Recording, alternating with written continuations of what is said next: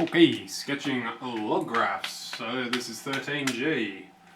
Great, alright, let's pick something to base it on, because we can't draw for all B, so we'll pick some bases. Log base 2 and log base 4 will do. Okay, log base 2. Alright, what's the easiest number to throw at things when we don't know what they look like? 0. Okay, log base 2 of 0, well that means 2 to the power of something equals 0. Hang on, that's a bit of a problem.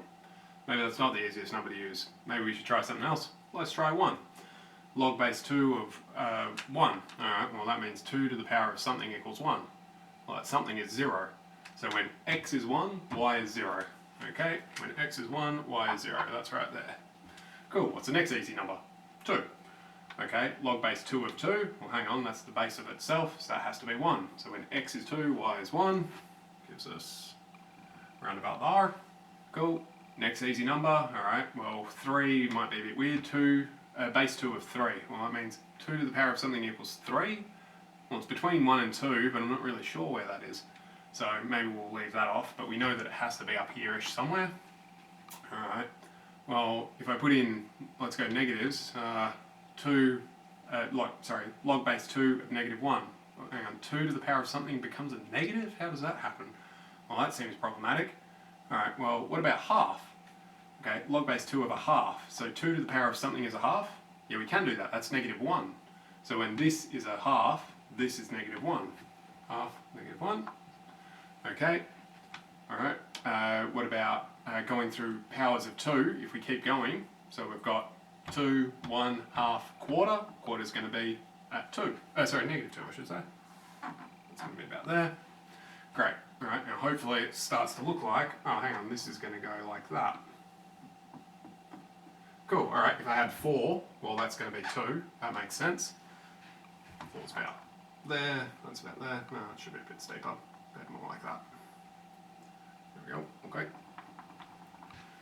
Okay, now, what's happening here? Well, hang on, if I keep going further and further into the negative powers of 2, it just gets closer and closer to 0. It'll never actually touch it. Well, that means that we've got an asymptote at x equals 0. Okay, and we just never venture onto the negative side. Okay, well what about base 4? Okay, well we know that there's going to be this asymptote again. What about if I put in 1? If I put in 1, this results in a 0, so it runs through that same point. Cool, if I put in 2, well that's 4 to the power of a half. That's going to be there. Cool, if I put in a quarter, that's to the negative 1. So a quarter gives me negative 1. And similar story for the rest, but I'm going to run out of numbers very quickly, as you do with powers. Something like that. So over at 4, which is about there, this would be up at 1. Yeah, it's pretty close, a little bit higher. Something like that. Okay, great. Well, maybe this sort of shape's looking a bit familiar. If it's not jumping at you just now, let's do a dotted line through here. That's the line y equals x. And if we flip this over, so I'll flip over the base 2 one, that gives me this, that gives me, which way around am I? This way, gives me to there, gives me to there, gives me to there. Oh, hang on, we've seen that shape before.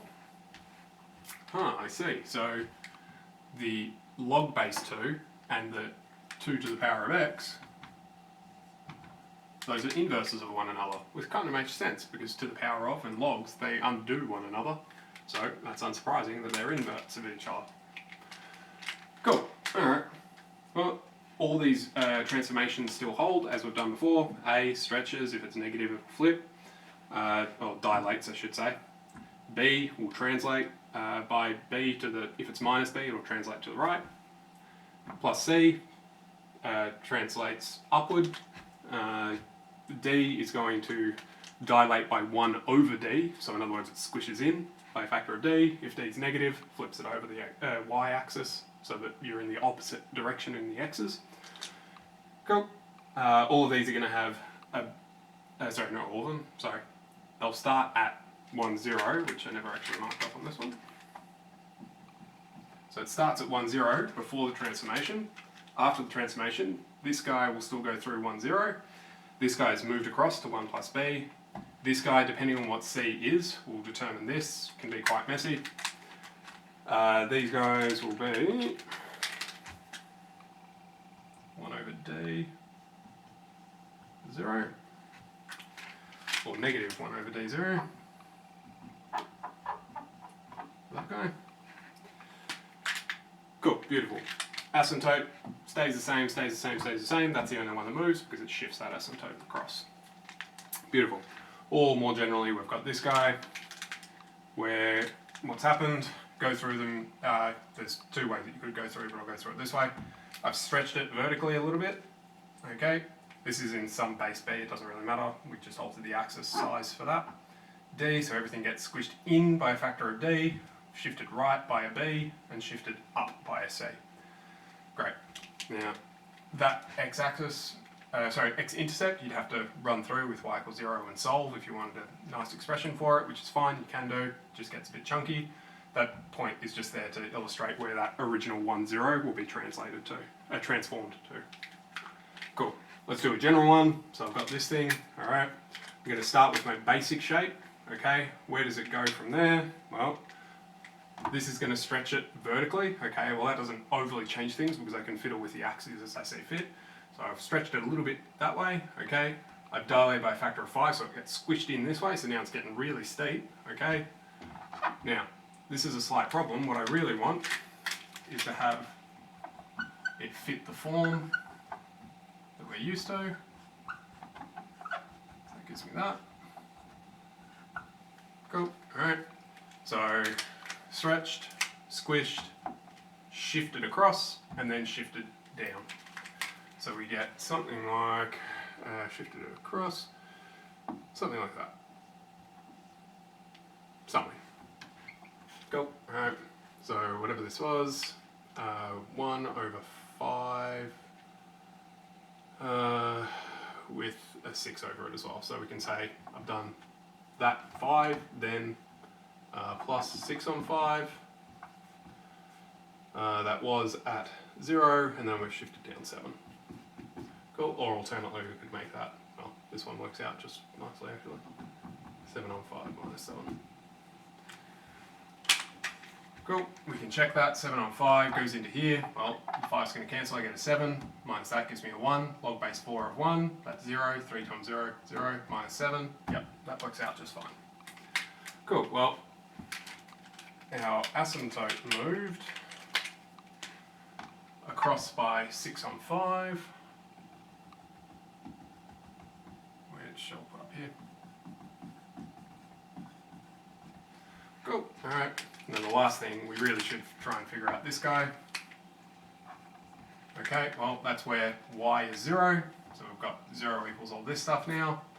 So 7 divided by 3 equals log base 4 of all this garbage. Okay, well, that's the same as 4 to the power of 7/3 equals 5x minus 6 is going to be easier to work with it that way. Cool, so we've got 4 to the 7 on 3 plus 6 all divided by 5 equals that x-intercept. Beautiful, so we put that in. Now, am I expecting you to know what 4 to the power of 7 on 3 is? No, not at all, it's going to be some terrible number. But we can try to put that in, put it over like that. So we've got, what's going to be the easiest way? No, we'll write like that. Okay, 4 to the 7, cubic root of that, plus 6, all over 5, comma 0. Now, if you get ugly numbers like this, because this is in base 4 and I've got 3, 5, 6 and 7, there's not much in common going on there, so you'll end up with these terrible expressions at the end, but you can still get expressions for them. So it's not impossible at all, it's just getting a little bit ugly at that point. Cool, so that's 13G, very, very similar ideas to exponentials. You just have to solve for x-intercepts now because you've actually got the log laws and exponential laws to be able to deal with the algebra in between. All the A, B, C, D stuff is all the same as usual, and there's the extra bonus that you can do the inverses between them as well. So that's 13G. Email if you've got any troubles, otherwise cheerio.